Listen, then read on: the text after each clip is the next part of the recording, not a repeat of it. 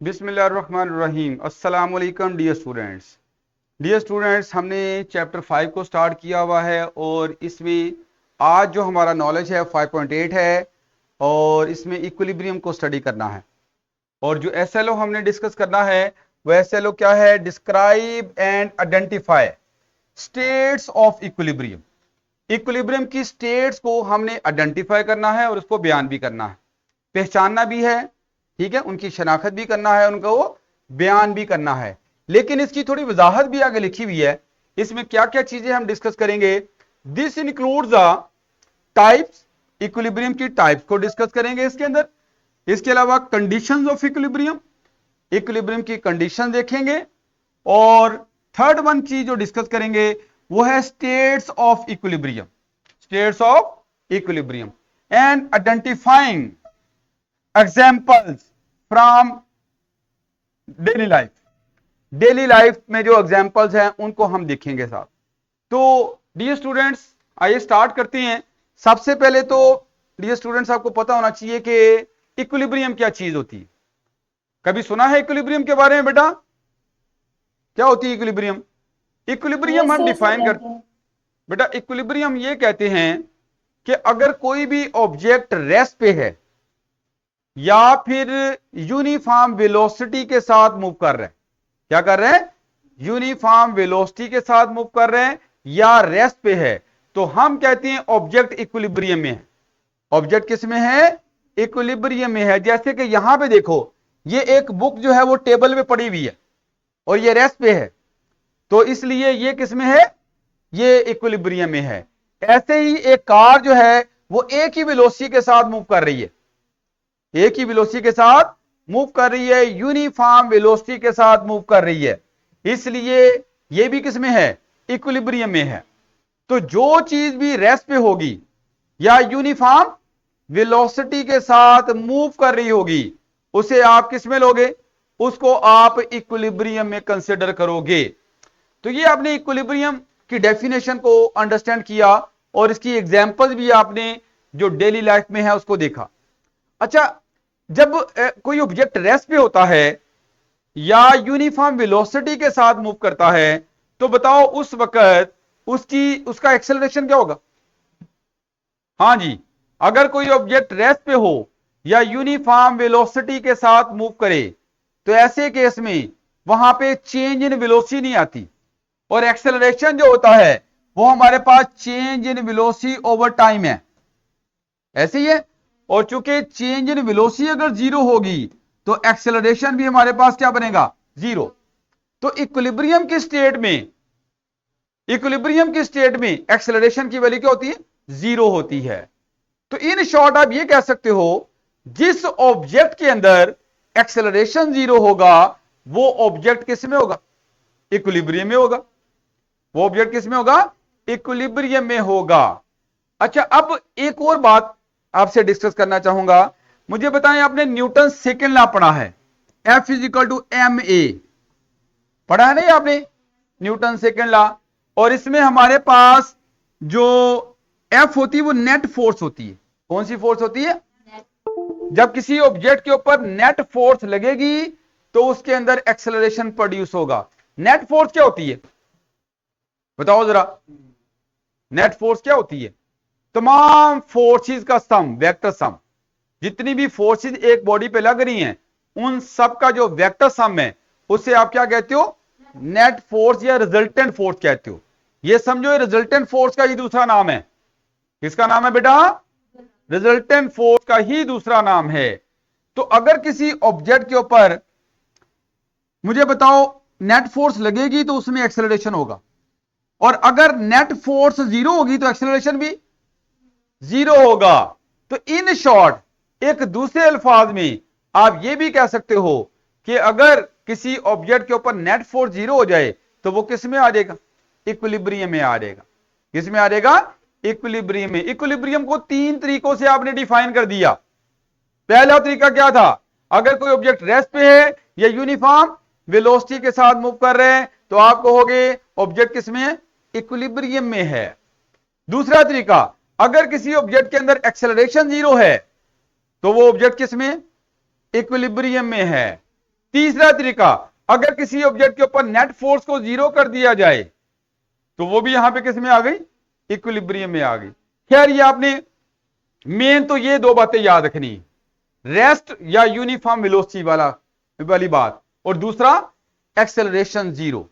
अब आते हैं इसकी टाइप्स, इक्विलिब्रियम की टाइप्स कितनी हैं। मेजर तो हम यहां पे दो टाइप्स बनाते हैं, एक स्टैटिक इक्विलिब्रियम और एक है डायनामिक इक्विलिब्रियम। मुझे बताओ स्टैटिक का मतलब क्या होता है, रेस्ट। स्टैटिक का मतलब क्या है, एट रेस्ट होना। तो इसका मतलब ये कुछ ऐसी ही इक्विलिब्रियम है जिसमें ऑब्जेक्ट किस पे होता है, रेस्ट पे होता है। जब ऑब्जेक्ट रेस्ट पे होगा उसमें एक्सेलरेशन क्या होगा, जीरो होगा। और इस तरह की इक्विलिब्रियम को आप क्या नाम दोगे, स्टैटिक इक्विलिब्रियम का नाम दोगे। When an object is at rest, in this case acceleration is zero, so this type of equilibrium is said to be static equilibrium. और इसकी बेस्ट एग्जांपल अभी मैंने बताई थी, क्या थी, कोई भी एक बुक है टेबल के ऊपर पड़ी हो, तो a book lying on a table is in the static equilibrium. वो किस में है बेटा, स्टैटिक इक्विलिब्रियम में है। अब दूसरी तरफ डिस्कशन करते हैं, डायनामिक का वर्ड क्या होता है। डायनामिक का मतलब मोशन में होना, ठीक है, मोशन में होते हुए इक्विलिब्रियम में होना, मोशन भी होना लेकिन, तो वो कौन सी स्टेट होगी, यूनिफॉर्म वेलोसिटी। क्योंकि अभी मैंने इक्विलिब्रियम में बात की कि अगर कोई ऑब्जेक्ट रेस्ट पे है तो वो इक्विलिब्रियम में है, या अगर कोई ऑब्जेक्ट यूनिफॉर्म वेलोसिटी के साथ मूव कर रहा है, स्ट्रेट लाइन के अंदर मूव कर रहा है, तो ऐसे केस में भी वो किस में है, इक्विलिब्रियम में है। तो अगर कोई भी ऑब्जेक्ट यूनिफॉर्म स्पीड के साथ स्ट्रेट लाइन में मूव करे, यूनिफॉर्म स्पीड के साथ किस में मूव करे, स्ट्रेट लाइन में। अच्छा, इसमें जो यूनिफॉर्म स्पीड है, स्पीड क्या होती है, वेलोसिटी की मैग्नीट्यूड। तो अगर ये यूनिफॉर्म है इसका मतलब वेलोसिटी की मैग्नीट्यूड फिक्स हो गई, और यहां पे स्ट्रेट लाइन का मतलब डायरेक्शन भी क्या हो गई, फिक्स हो गई। डायरेक्शन भी फिक्स हो गई, वेलोसिटी की मैग्नीट्यूड भी फिक्स हो गई, तो वेलोसिटी फिक्स हो गई। वेलोसिटी में दो चीजें होती है ना, एक मैग्नीट्यूड और एक डायरेक्शन, और अगर ये दोनों चीजें फिक्स हो जाएं तो वेलोसिटी भी क्या हो जाएगी, फिक्स। आपका वेक्टर तब्दील नहीं हो रहा। इट मीन ये ऐसा केस है जिसमें ऑब्जेक्ट की वेलोसिटी क्या होनी चाहिए, यूनिफॉर्म। ऑब्जेक्ट की वेलोसिटी क्या होनी चाहिए, यूनिफॉर्म। तो यूनिफॉर्म वेलोसिटी के साथ अगर कोई ऑब्जेक्ट मूव करेगा तो वो एक डायनामिक इक्विलिब्रियम में होगा। किसमें होगा, डायनामिक इक्विलिब्रियम में होगा। और इस केस में भी हमारे पास जो इक्विलिब्रियम, जो एक्सेलरेशन की वैल्यू है वो क्या होगी, हाँ जी, मोशन पे तो है लेकिन उसके अंदर एक्सेलरेशन नहीं है। ऑब्जेक्ट मोशन में तो है लेकिन उसमें एक्सेलरेशन नहीं है। एक्सेलरेशन कब प्रोड्यूस होता है, जब वेलोसिटी में चेंज आए। और मैंने यहां पे क्या समझाया है कि वेलोसिटी क्या है, यूनिफॉर्म है, कांस्टेंट है, तब्दील नहीं हो रही। तो अगर वेलोसिटी में तब्दीली नहीं आएगी तो एक्सेलरेशन क्या हो जाएगा बेटा, जीरो हो जाएगा। तो इस केस में हमारा जो ऑब्जेक्ट है वो डायनामिकली इक्विलिब्रियम में है। किस में है, डायनामिकली इक्विलिब्रियम में है। अब आते हैं यहां पे, ये हमने टाइप्स पढ़ ली, क्या पढ़ लिए, टाइप्स ऑफ इक्विलिब्रियम को डिस्कस कर लिया। अब हम बात करेंगे यहां पे कंडीशन ऑफ इक्विलिब्रियम। क्या कंडीशन, बेसिकली दो तरह की कंडीशन नॉर्मली हम डिफाइन करती हैं। एक को हम फर्स्ट कंडीशन कहते हैं और एक को हम सेकंड कंडीशन का नाम देते हैं। जो फर्स्ट कंडीशन है, अगर ये पूरी हो जाए तो आप कहते हो जो ऑब्जेक्ट है वो हमारे पास ट्रांसलेशनल इक्विलिब्रियम में होगा। किसमें होगा, ये एक और टाइप आपके सामने आ गई। अगर पहली कंडीशन मुतमिन हो जाए, सेटिस्फाई हो जाए, तो आप कहते हो ऑब्जेक्ट किसमें है, ट्रांसलेशनल इक्विलिब्रियम में है। और अगर सेकंड कंडीशन सेटिस्फाई हो जाए तो इसके अंडर ऑब्जेक्ट विल बी ना रोटेशनल इक्विलिब्रियम। ऑब्जेक्ट किसमें होगा, रोटेशनल इक्विलिब्रियम में होगा। तो अभी अब इन दोनों बातों को हम अंडरस्टैंड करेंगे। बेटा सबसे पहली बात करेंगे ट्रांसलेशनल इक्विलिब्रियम क्या है। बेटा अगर किसी ऑब्जेक्ट के ऊपर नंबर ऑफ फोर्सेस लग रही है, क्या कर रही है, बहुत सारी फोर्सेस लग रही हैं, लेकिन वो एक दूसरे के इफेक्ट को कैंसिल कर देती है। क्या कर देती है, एक दूसरे के इफेक्ट को कैंसिल कर देती हैं, या आपस में एक दूसरे को बैलेंस कर देती हैं। तो उस केस में नेट फोर्स क्या हो जाएगी, जीरो। उस केस में नेट फोर्स क्या हो जाएगी, जीरो हो जाएगी। तो उस केस में ऑब्जेक्ट की वेलोसिटी क्या होगी, उसमें एक्सेलरेशन क्या होगा ऑब्जेक्ट के अंदर, जीरो, वेलोसिटी चेंज नहीं होगी। तो इसका वेलोसिटी यूनिफॉर्म हो गई। तो अगर हमारे पास किसी ऑब्जेक्ट के ऊपर फोर्सेज लग रही हैं और वो फोर्सेज ऑब्जेक्ट की स्टेट को नहीं बदलती, रेस्ट वाली स्टेट को नहीं बदलती, या uniform speed in a straight line को नहीं बदलती, तो ऐसे केस में हम कहेंगे वो फोर्सेज जो है वो एक दूसरे को क्या कर रही है, कैंसल आउट कर रही हैं, बैलेंस कर रही हैं, एक दूसरे को बैलेंस कर रही हैं, और एज ए रिजल्ट वहां पे नेट फोर्स क्या हो जाएगी, जीरो। और इस स्टेट को आप कहते हो first condition of equilibrium. This condition is called first condition of equilibrium. तो फिर फर्स्ट कंडीशन ऑफ इक्विलिब्रियम को बता सकते हो, कैसे बताओगे, कि अगर नंबर ऑफ फोर्सेस जो ऑब्जेक्ट पे लग रही हैं वो ऑब्जेक्ट की स्टेट को नहीं बदलती, ऑब्जेक्ट की स्टेट को नहीं बदलती, कि अगर ऑब्जेक्ट रेस्ट पे है तो ऑब्जेक्ट रेस्ट पे रह रहा है, और अगर कोई ऑब्जेक्ट यूनिफॉर्म वेलोसिटी के साथ मूव कर रहा है तो वो उसी वेलोसिटी के साथ मूव करता जा रहा है। तो ऐसे केस में हम कहेंगे फोर्सेस ने एक दूसरे के इफेक्ट को कैंसिल कर दिया, एक दूसरे के इफेक्ट को कैंसिल कर दिया। और अगर ये कैंसिल हो जाएंगी तो हमारे पास इस कंडीशन को कहती है फर्स्ट कंडीशन ऑफ इक्विलिब्रियम। इस केस में नेट फोर्स ऑब्जेक्ट के ऊपर क्या हो जाएगी, जीरो। और अच्छा, ये तो हो गई फर्स्ट कंडीशन ऑफ इक्विलिब्रियम। और जो ऑब्जेक्ट है it is said to be ना ट्रांसलेशनल इक्विलिब्रियम। ऑब्जेक्ट किस में होगा बेटा, ट्रांसलेशनल इक्विलिब्रियम में होगा। तो आपने यहां पे ट्रांसलेशनल इक्विलिब्रियम को भी समझ लिया और साथ किसको समझ लिया, फर्स्ट कंडीशन को। फर्स्ट कंडीशन क्या कहोगे, अगर ऑब्जेक्ट के ऊपर नंबर ऑफ फोर्सेस लग रही हैं और वो फोर्सेस ऑब्जेक्ट की स्टेट को नहीं बदलती, चाहे वो रेस्ट वाली स्टेट है चाहे वो मोशन वाली स्टेट है। मोशन वाली स्टेट को बदलने का मतलब क्या होता है, उसकी स्पीड को बदलना, ठीक है, उसकी वेलोसिटी को बदलना। लेकिन अगर वेलोसिटी भी नहीं बदल रही और अगर कोई ऑब्जेक्ट रेस्ट पे और वो रेस्ट पे ही रह रहा है, रेस्ट से मोशन में नहीं आता, तो इसका मतलब फोर्सेस एक दूसरे के इफेक्ट को कैंसिल कर रही हैं। जब फोर्सेस एक दूसरे के इफेक्ट को कैंसिल कर देंगी, इस कंडीशन को आप क्या कहोगे, फर्स्ट कंडीशन ऑफ इक्विलिब्रियम। और इस हालत में जो ऑब्जेक्ट होगा उसे आप कहोगे वो क्या है, ट्रांसलेशनल इक्विलिब्रियम है। कौन सी इक्विलिब्रियम बेटा, ट्रांसलेशनल इक्विलिब्रियम लिख दिया मैंने। अच्छा, अब इसकी एग्जांपल देखो जरा, इसकी एग्जांपल में आप देखो जरा कि ये हमारे पास सपोज करो एक रेन ड्रॉप है। क्या है, एक रेन ड्रॉप है। बेटा जब एक रेन ड्रॉप ये बादलों में जब वहां से चलता है ना, उस वक्त उसके ऊपर सिर्फ फोर्स ऑफ ग्रेविटी लग रही होती है। कौन सी, फोर्स ऑफ ग्रेविटी। लेकिन जैसे ही वो मूव करते हैं तो वहां पे एयर फ्रिक्शन भी आ जाती, और एयर फ्रिक्शन स्पीड के साथ बढ़ती चली जाती। आपने कभी देखा हो बाइक पे जब हम जाते हैं तो जितनी ज्यादा स्पीड के साथ जाते हैं, हवा उतनी ज्यादा तेजी के साथ हमें रोक रही होती है, उतना ज्यादा रोकती है। तो यही बात यहां भी है कि रेन ड्रॉप नीचे आता जाएगा तो एयर फ्रिक्शन, जिसे ड्रैग फोर्स भी कहती हैं, वो क्या होगी, बढ़ती जाती है। और एक स्टेज आती है कि ये दोनों आपस में क्या हो जाती है, बराबर हो जाती है। जब ये दोनों बराबर हो जाएंगी तो ये दोनों एक दूसरे को क्या कर देंगी, बैलेंस कर देंगी। इसका मतलब अगर ये बैलेंस कर रही हैं तो यहां पे इन्होंने एक दूसरे के इफेक्ट को कैंसिल कर दिया, तो इस केस में हमारे पास नेट फोर्स क्या हो जाएगी, हाँ जी, अगर ये एक दूसरे को बैलेंस कर रही हैं, कैंसिल कर रही हैं, तो नेट फोर्स जीरो हो जाएगी। नेट फोर्स का मतलब रिजल्टेंट फोर्स, रिजल्टेंट फोर्स बेटा क्या हो जाएगी, जीरो हो जाएगी। और अगर रिजल्टेंट फोर्स जीरो हो गई तो फर्स्ट कंडीशन ऑफ इक्विलिब्रियम क्या हो गई, सेटिस्फाई हो गई। और अगर पहली कंडीशन सेटिस्फाई हो जाए तो ऑब्जेक्ट की स्टेट में तब्दीली नहीं आएगी। बताओ रेन ड्रॉप क्या करेगा, वहीं पे रुक जाएगा या यूनिफॉर्म वेलोसिटी के साथ मूव करता रहेगा, जी बेटा, यूनिफॉर्म वेलोसिटी के साथ मूव करता रहेगा। बात मैंने पहले भी समझाई थी, अब भी दोबारा समझा रहा हूं कि जब किसी बॉडी के ऊपर फोर्सेस बैलेंस होती हैं, एक दूसरे को बैलेंस करती हैं, तो उस वक्त देखना है कि ऑब्जेक्ट की स्टेट क्या है। जब फोर्सेस ने एक दूसरे को क्या किया, बैलेंस किया, उस वक्त अगर ऑब्जेक्ट रेस्ट पे होगा तो वो रेस्ट पे रहेगा। लेकिन अगर मोशन वाली हालत में फोर्सेस ने एक दूसरे को क्या कर दिया, बैलेंस कर दिया, तो ऑब्जेक्ट क्या करेगा, उसी वेलोसिटी के साथ मूव करता रहेगा। यह बड़ी अहम बात है। बच्चे ये समझते हैं कि फोर्सेज ने तो एक दूसरे को कैंसिल कर दिया, फिर तो ये इसका मतलब उसको रुक जाना चाहिए। ऐसा नहीं होता, ठीक है।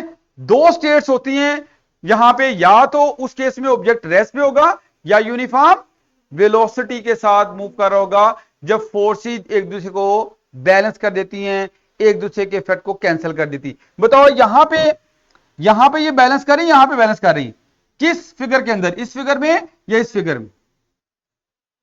इस वाली फिगर में। ये शुरू में है, शुरू में जब ये ड्रॉप आया नीचे उस वक्त ड्रैग फोर्स कम है, इसका एरो छोटा बनाया हुआ है, लेकिन जैसे जैसे नीचे आता रहेगा तो स्पीड बढ़ेगी, स्पीड बढ़ने से ड्रैग फोर्स भी बढ़ेगी, और ड्रैग फोर्स बढ़ती बढ़ती एक स्टेज आएगी, किसके बराबर हो जाएगी? ग्रेविटी के बराबर हो जाएगी, और ये एक दूसरे को बैलेंस कर देंगी, और रेन ड्रॉप यूनिफॉर्म वेलोसिटी के साथ नीचे आएगा, और ये किस इक्विलिब्रियम में होगा जी? नहीं, यहां पे इक्विलिब्रियम की टाइप भी बताइए बने।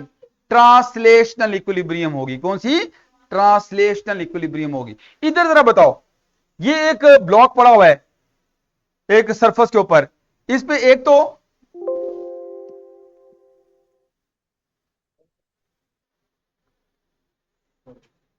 अच्छा, यहां पे ये जो ब्लॉक है इस पे एक तो इसका वेट, इस पे फोर्स ऑफ ग्रेविटी लग रही है, वो किधर लग रही है?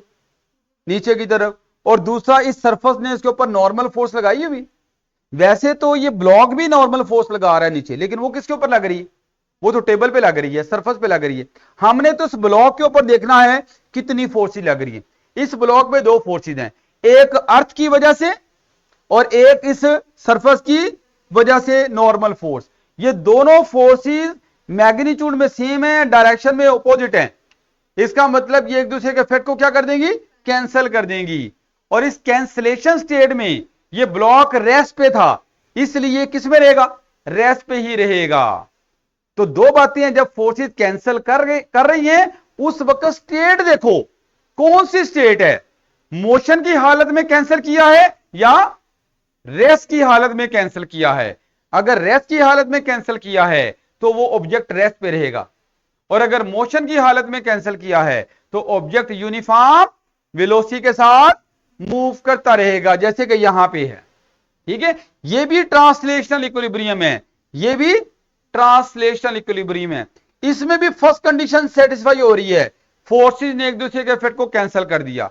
इधर भी फर्स्ट कंडीशन सेटिस्फाई हो रही है, फोर्सेज ने एक दूसरे के इफेक्ट को कैंसिल कर दिया। अब हम बात करते हैं, ये बातें सारी मैंने यहां पे लिखी हुई है कि एग्जांपल भी बताई है।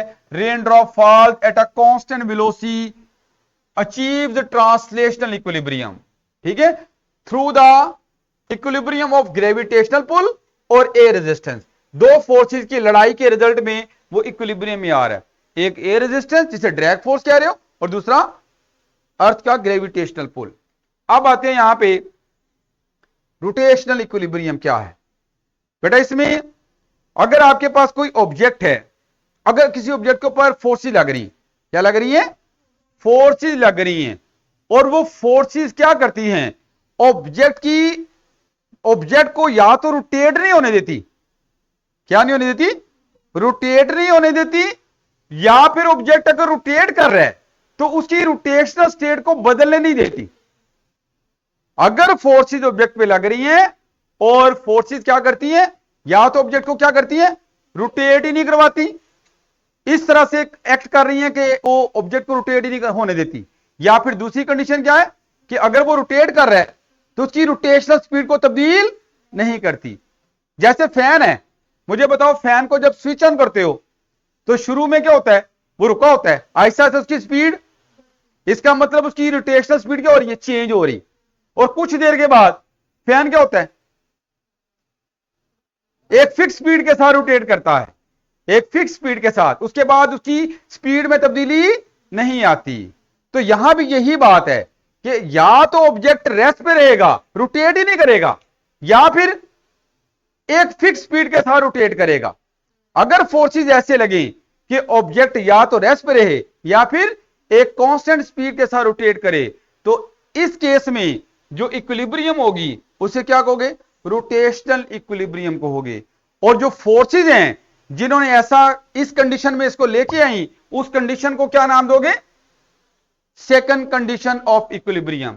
ये यहां पे लिखा भी है, when number of forces acting on a rotating body does not rotate the object. Acting on a body कर लो, ये रोटेटिंग आप यहां पे ना लिखो, acting on a body does not rotate the body, body को रोटेट नहीं करती, या फिर does not change it's rotational speed, या उसकी स्पीड को नहीं बदलती, रोटेशनल स्पीड को, कौन सी, रोटेशनल स्पीड को, देन हमारे पास in this situation body is either remain at rest, या तो बॉडी रेस्ट पे होगी, या फिर rotate with uniform speed, uniform speed के साथ रोटेशन में मूव करती रहेगी।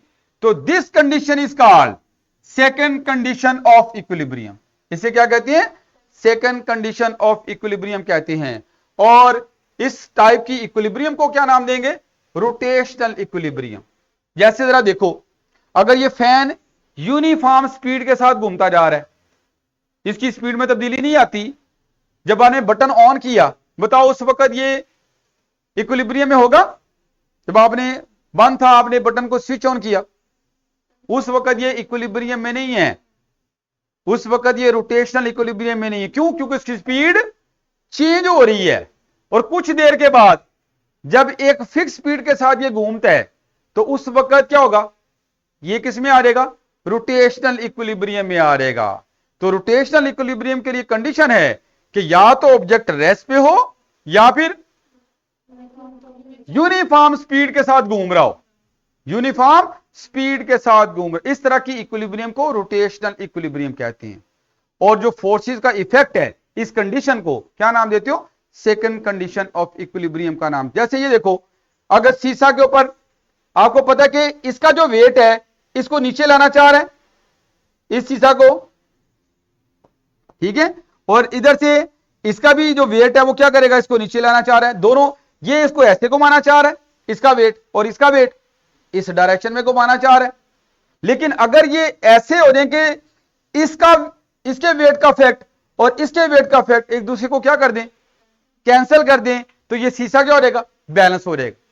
क्या हो जाएगा, बैलेंस हो जाएगा, इसमें रोटेशन पैदा नहीं होगी। और अगर इसमें रोटेशन नहीं होती, ये बैलेंस हो जाता है, तो इसका मतलब वो वाली जो इक्विलिब्रियम है वो क्या है, रोटेशनल इक्विलिब्रियम है। बेटा मेरी बात को फॉलो किया है? तो ये जो है वो आपने इसको देखा। इसके बाद ये जरा पीपीटी, ये क्या नाम है, ये सिमुलेशन भी खोल दें एक दफा, यहां से भी इनको बता दें। जी बेटा, कोई क्वेश्चन पूछना है बेटा आपने? फातिमा सिर्फ? Yes sir. जी बेटा पूछो। सर हमारी बुक में सेकंड इक्विलिब्रियम का लिखा हुआ है, the vector sum of torque acting on a body बेटा असल में इज जीरो। असल में बेटा सेकंड कंडीशन है ही ये है कि vector sum of all the torque acting on the body. लेकिन चूंकि बेटा अभी टॉर्क आपने पढ़ा नहीं है, तो मैं इसलिए टॉर्क की तरफ नहीं गया, ठीक है, वो भी आपने उसको अंडरस्टैंड करना है। आगे हम पढ़ेंगे प्रिंसिपल ऑफ मूवमेंट्स, यानी टर्निंग इफेक्ट को स्टडी करेंगे, टॉर्क को पढ़ेंगे। तो टॉर्क को पढ़ने के बाद हम इस पॉइंट की तरफ आएंगे, उस वक्त मैं इस चीज का रेफरेंस दूंगा आपको। ठीक हो गया बेटा? सर रोटेशनल इक्विलिब्रियम भी हमारी बुक में लिखा हुआ है, लेकिन वो डायनामिक इक्विलिब्रियम की एक टाइप है, वो ऐसे नहीं लिखा आप, हुआ। लेकिन ऐसा जरूरी नहीं है। इवन अगर आपके पास यहां पे ये वाला जो केस मैंने समझाया था अभी आपको, वो जरा स्लाइड पे है, या इसी में देख लो, इसी में ठहरो, ये हमारे पास जो है वो बैलेंस लेगा, इसी में करना। ये हमारे पास देखो बेटा, यहां पे ये शीशा है, इसमें अगर मैं ऑब्जेक्ट को इसके ऊपर रखता हूं, इसमें एक चीज और करते हैं, ठीक है, स्केल भी दिखा दे रोलर। तो बेटा मैं ये 5 kg वेट जो है ये मैंने यहां पे रख दिया, ठीक है। अब मैं अगर फर्ज करें यहां पे इसको जो है वो इधर मूव करवा देता हूं, तो मुझे बताएं कि ये रोटेट हुआ, टर्निंग इफेक्ट हुआ इसके अंदर। ये टर्निंग इफेक्ट का मतलब ये रोटेशनल इक्विलिब्रियम में नहीं है, इसमें रोटेशन पैदा हुई है। अब अगर मैं एक और वेट यहां से उठाता हूं और उसको भी यहां पे रखूं, तो अब मुझे बताओ कि अब इसका वेट इस शीशा को एंटी क्लॉकवाइज, घड़ी के बिल्कुल मुखालिफ घुमाना चाह रहा है, और इस चीज का वेट जो है इसको क्या करना चाह रहा है, क्लॉकवाइज घुमाना चाह रहा है। और इन दोनों के वेट ने एक दूसरे के इफेक्ट को क्या कर दिया, कैंसिल कर दिया, और इस वक्त हम ये कहेंगे ये रोटेशनल इक्विलिब्रियम में है। तो बेटा याद रखना है, ये वाली स्टेट जो है, रेस्ट वाली स्टेट, जिसमें रोटेशन प्रोड्यूस करने की कोशिश कर रहे हैं ये जो इनके वेट है ना, ये क्या करना चाह रहे हैं, रोटेशन प्रोड्यूस करने की कोशिश कर रहे हैं, लेकिन चूंकि इन दोनों ने एक दूसरे के इफेक्ट को क्या किया हुआ है, कैंसिल किया हुआ है, जिसकी वजह से रोटेशन प्रोड्यूस हो नहीं पा रही, इसलिए ये भी रोटेशनल इक्विलिब्रियम है। कौन सी है ये बेटा, रोटेशनल, इसको आपने याद रखना है। ठीक हो गया बेटा। अब आते हैं, ये बात मैंने समझानी थी, ये मैंने आपको बता दी। अब आते हैं नेक्स्ट स्लाइड पे जरा। जी बेटा कोई और बच्ची भी है, बताओ कोई भी। सर हमने स्कूल में ये पढ़ा था कि टॉर्क भी तब प्रोड्यूस होता है तब जब एक पॉइंट के ऊपर हम फोर्स लगाते हैं तो उसमें टर्निंग इफेक्ट प्रोड्यूस होता है। तो बेटा मैंने अभी आपको बताया कि अभी मैंने टॉर्क पढ़ाया ही नहीं आपको, इसलिए हम टॉर्क की तरफ नहीं जा रहे। ठीक है, जब मैं टॉर्क पढ़ा दूंगा तो फिर आपको ये सारे पॉइंट अंडरस्टैंड हो जाएंगे। अभी आपने इन इक्विलिब्रियम की कंडीशंस को उसी तरह से देखना है जैसे मैं आपको बता रहा हूं। ठीक है, वो जो टॉर्क की बात है वो भी हम इंशाल्लाह करेंगे, तो वहां पे इसकी डेफिनेशन मैं दोबारा रिवाइज करवाऊंगा। ठीक हो गया बेटा। और कोई बात बच्चे? No sir. अच्छा अब आते हैं यहां पे स्टेट्स ऑफ इक्विलिब्रियम। बेटा इक्विलिब्रियम की जो है ना टोटल 3 स्टेट्स हैं जो कि मैंने यहां पे लिखी हैं। एक है स्टेबल इक्विलिब्रियम, फिर अनस्टेबल इक्विलिब्रियम, और एक हमारे पास है न्यूट्रल इक्विलिब्रियम। अब ये तीनों स्टेट्स किस तरह की होती हैं इसको मैं यहां पे आपको समझाता हूं। ये जरा यूट्यूब भी लिंक खोलिएगा।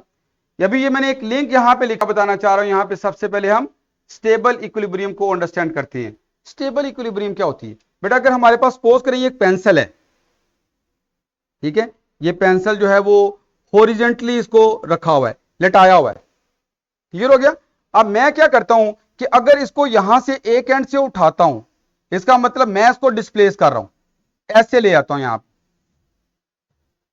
आप मुझे बताएं, मैंने इसको इसकी पोजीशन से क्या किया है, डिस्प्लेस किया है, लेकिन जैसे ही मैं इसको छोड़ूंगा तो ये क्या होगा, ये पेंसिल वापस अपनी उसी हालत पे आ जाएगी। तो ऐसी स्टेट जिससे अगर आप ऑब्जेक्ट को डिस्प्लेस करो और ऑब्जेक्ट वापस अपनी इनिशियल स्टेट पे रिटर्न हो जाए, वापस आ जाए, उस स्टेट को आप क्या कहते हो, स्टेबल इक्विलिब्रियम कहते हो। तो आप मुझे बता सकते हो यहां पे स्टेबल इक्विलिब्रियम स्टेट कौन सी होगी? लाइंग हॉरिजेंटली, ये जो पेंसिल का हॉरिजेंटली पड़े रहना, ये कौन सी स्टेट है?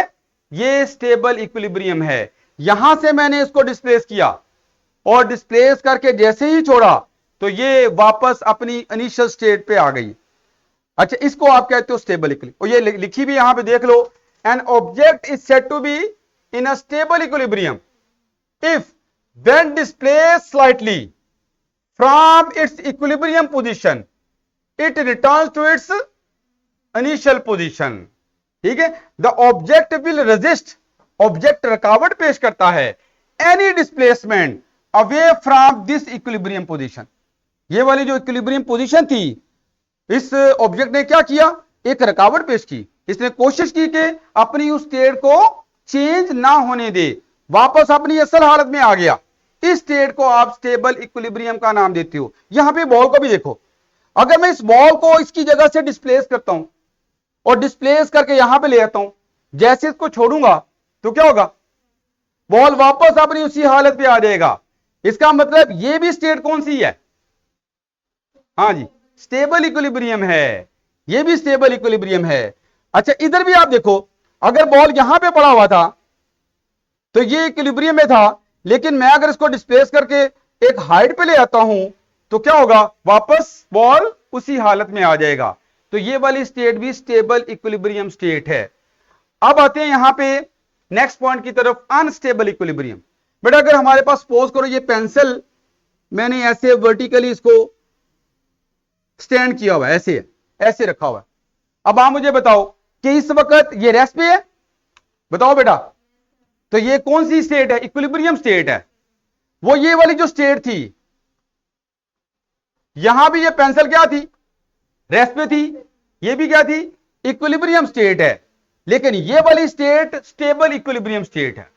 अब इसकी तरफ आ जाओ, ये भी इक्विलिब्रियम स्टेट है, लेकिन मैं अगर इसको थोड़ा सा ये पुश देता हूं, इसको इसकी इस पोजीशन से डिस्प्लेस करके, फर्स्ट करें मैं पेंसिल को इस तरह ले आता हूं, अब यहां पे लाके मैं इसको छोड़ूं, तो क्या ये वापस अपनी इनिशियल स्टेट पे आएगी? नहीं आएगी। तो ऐसी इक्विलिब्रियम स्टेट जहां से अगर ऑब्जेक्ट को स्लाइटली डिस्प्लेस किया जाए और ऑब्जेक्ट वापस अपनी इनिशियल कंडीशन पे ना आए, उस स्टेट को क्या नाम दोगे? अनस्टेबल इक्विलिब्रियम का नाम दोगे। इसका मतलब ये जो वर्टिकली स्टैंडिंग पेंसिल है, ये किस स्टेट में है? अनस्टेबल इक्विलिब्रियम स्टेट में है। तो यहां भी देख लो, ये बॉल नजर आ रहा है आपको, मैं अगर इस बॉल को थोड़ा सा पुश देता हूं, डिस्प्लेस करता हूं, तो क्या होगा? ये अपनी इस हालत से क्या होगा? अब ये चला जाएगा, वापस अपनी इनिशियल स्टेट पे नहीं रहेगा। तो ऐसी स्टेट को आप क्या कह रहे हो? Unstable equilibrium. और इसको मैंने लिखा भी है, N object is in unstable equilibrium if when slightly displaced it moves further away from its original position. Original position से ये क्या होगा? ये अवे मूव करेगा। इस स्टेट को आप क्या कह रहे हो? अनस्टेबल इक्विलिब्रियम स्टेट कह रहे हो। अच्छा, एक और पॉइंट भी देखती हैं।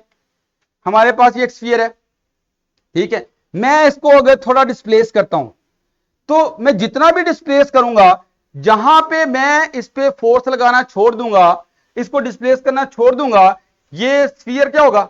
वहीं पे रुक जाएगा, यानी इससे आगे नहीं जाएगा, ना वापस आएगा, ना ही उसे आगे मूव करेगा। मैं इसको कोई मूव नहीं करा रहा, सिर्फ क्या कर रहा हूं? डिस्प्लेस कर रहा हूं।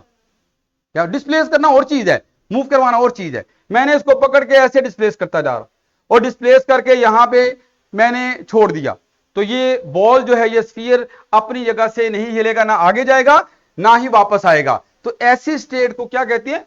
न्यूट्रल इक्विलिब्रियम का नाम देते हैं। और इसकी जो डेफिनेशन है वो भी आप देख रहे हो, a system in a neutral equilibrium if when displaced slightly it remains in its new position. ये कहां पे रहेगा? अपनी न्यू पोजीशन पे रहेगा, without returning to its original position nor moving further away, यानी फर्दर अवे भी नहीं जाएगा, ना वापस अपनी ओरिजिनल पोजीशन पे आएगा। तो ये वाली जो स्टेट है, ये भी क्या है? इसको आप कहते हो न्यूट्रल इक्विलिब्रियम स्टेट का नाम देते हो। अब जरा इनको वीडियो दिखा दे।